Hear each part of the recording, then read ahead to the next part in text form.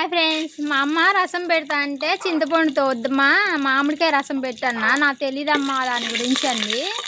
నేను డైలీ పెడుతుంటాను కదా, నువ్వు కూడా టేస్ట్ చేయమా, అదైతే తేలిగ్గా ఉంటుంది అంటే మా అమ్మ చేస్తుంది. అది పొయ్యి మీద పోపు గింజలు వేసింది, వేగిన తర్వాత కరివేపాకు వేసింది.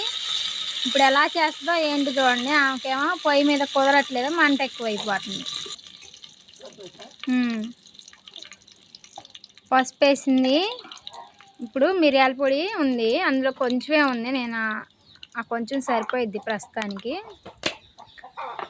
ఇప్పుడు అది కలబెట్టి తర్వాత మ్యాంగో పౌడర్ మ్యాంగో పౌడరు మా చెట్లకి లాస్ట్ టైం ఫస్ట్ కాపు కాసినాయండి, అవి నేను వేస్ట్ చేయటం ఇష్టం లేక మ్యాంగో పౌడర్ అయితే చేశాను.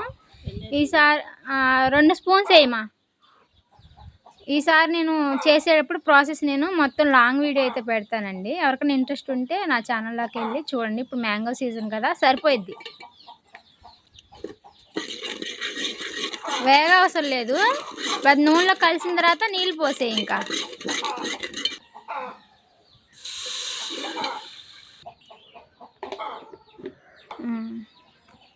ఉప్పు వేస్తుంది ఫ్రెండ్స్.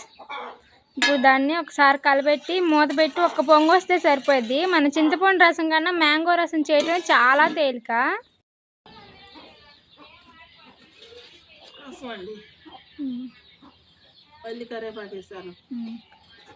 టేస్ట్ ఎలా ఉందో.